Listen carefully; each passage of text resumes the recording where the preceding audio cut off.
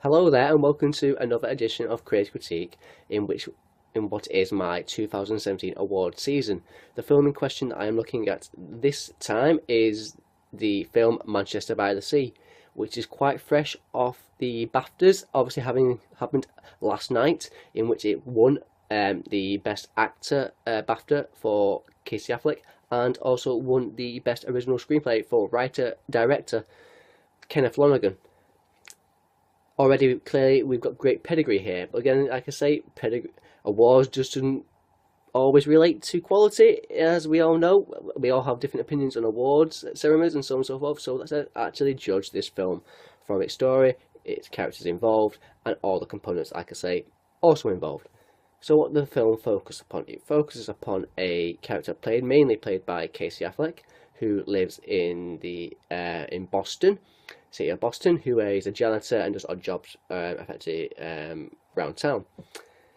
He gets a phone call regarding that his brother is in the hospital, so he has to go back to his hometown, which is Manchester by the Sea. It takes him 90 minutes to get there, and this isn't really going to be a spoiler because it happens very, very quickly in the film.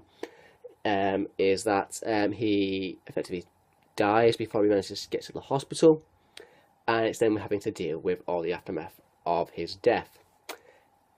His brother is played in part flashbacks by Kyle Chandler, and he has a son who is played in the film by Lucas Hedges, and he also has an estranged wife played by Gretchen Mol, who effectively, while Lucas Hedges was a kid, had quite some serious drug or alcohol problems, and she left when he was a child.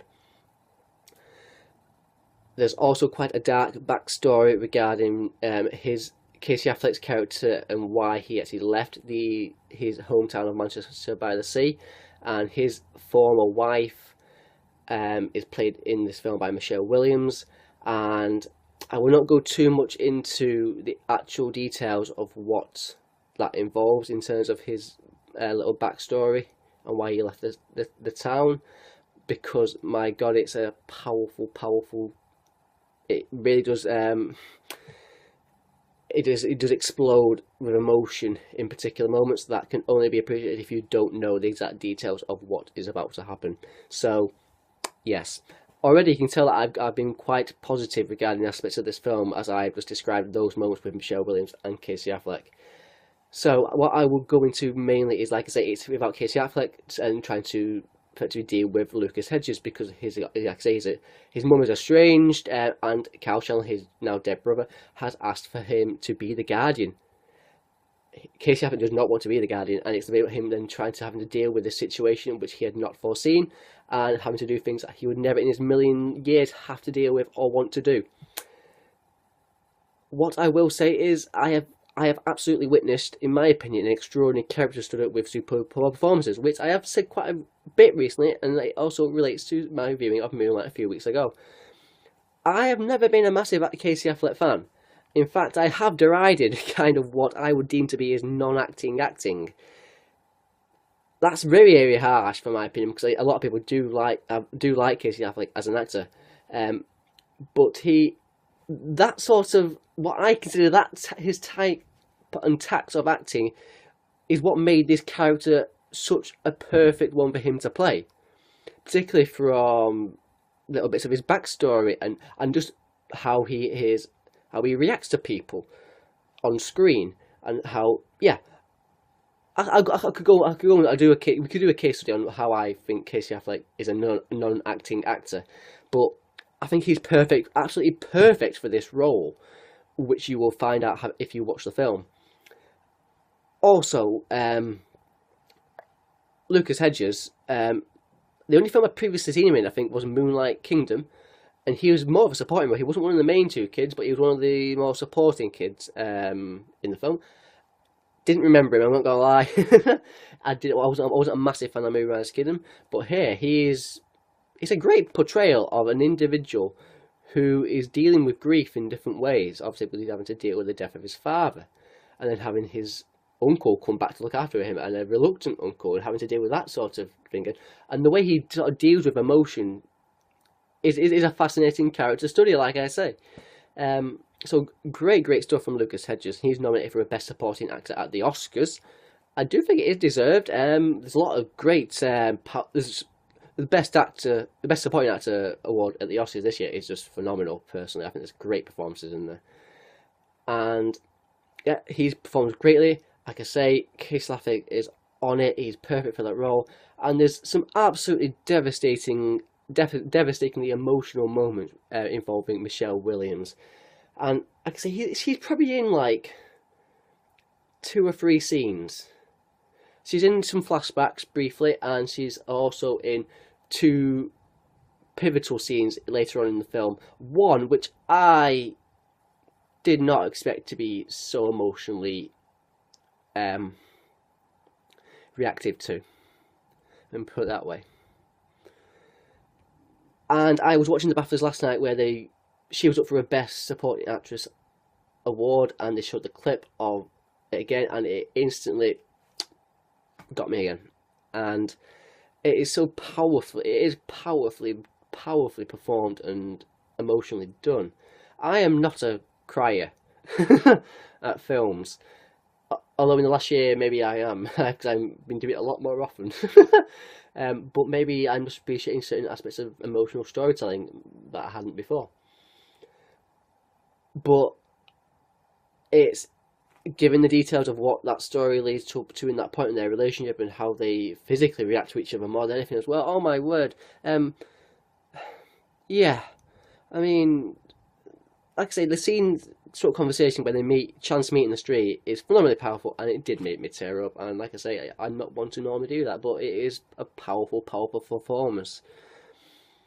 There's also particular scenes regarding the combination of Lucas Hedges and Casey Affleck where they're having discussions, obviously, regarding the dead father, and particularly ones outside a funeral home and outside coming out of a lawyer's office, and that is just exactly the sort of thing you think. That is what a conversation might go at. It's not a perfect conversation. It's people talking over each other. As I heard a critic say the other day, it's not clear and concise. It is reactionary. It's reactionary conversation, which is what makes it feel so natural and so real. Maybe what makes it feel so emotional as a film experience. It's beautifully scored. It's got some fantastic use of camera work and cinematography. Like I say, my word, has he completely deserved his BAFTA award for Best Original Screenplay, Kenneth Lonergan, because, like I say, it is perfect. I can't think of a thing wrong with it. Wonderful screenplay, wonderful performances, wonderful setting. It's a film about loss, and then having to come to terms with loss, of course, how you deal with loss in different ways, how you push people away, even during loss, yet you also coming together again as a family, and so on and so forth. It's a wonderful film. I don't really know what more to say. Another thing I will bring up on a more personal note is the fact that there was stuff in Casey Affleck's performance which I was watching, and I know, given this character's storyline and what has happened in his past, has no relation at all to what is relation to me as a person. But there's certain things in his little physical actions that I was watching and seeing them, and seeing those character traits in myself. I know that is an extremely powerful tool as a storyteller, isn't it? Creating that, not just personal connection, but flaws, and seeing those flaws portrayed in such a way, and yeah, it's an extremely well made film, and it's absolutely deserving of. It's nominated in all the top contenders for the Oscars, so it's up for Best Film, it's up for Best Director, it's up for Best Original Screenplay, Best Supporting Actress Michelle Williams, Best Supporting Actor Lucas Hedges, and Best Actor Casey Affleck. So the only award it's not up for is Best Actress, because there is not really a principally led Best Actress in the film. So it's up for those big awards, and there's absolutely ample reason why that is. It is, for me, a truly engaging and wonderful film. It's probably a film I will be recommending on a pure drama basis. It's again, it's small and personal, and I seem to be appreciating those sort of films more recently than some of the more bombastic cinematic experience films. For me, I have now viewed Hacksaw Ridge, Moonlight, La La Land, Manchester by the Sea now, and of all the films, it's that with Moonlight are the ones that for me are the most engaging and most personal and most extremely well made. It's a top film, Manchester by the Sea. I can't recommend it enough. It is truly wonderful. Please do watch it if you can, if it's still out there somewhere. I thank you if you have for watching. My next film most likely will be of either Lion, which I will be seeing very soon, or it may be, no, I think it will be Lion. So let's keep to that, shall we? Thank you if you have for watching. I hope you've enjoyed what you've seen, and therefore I hope you do tune in again very, very soon. Thank you for watching, and goodbye.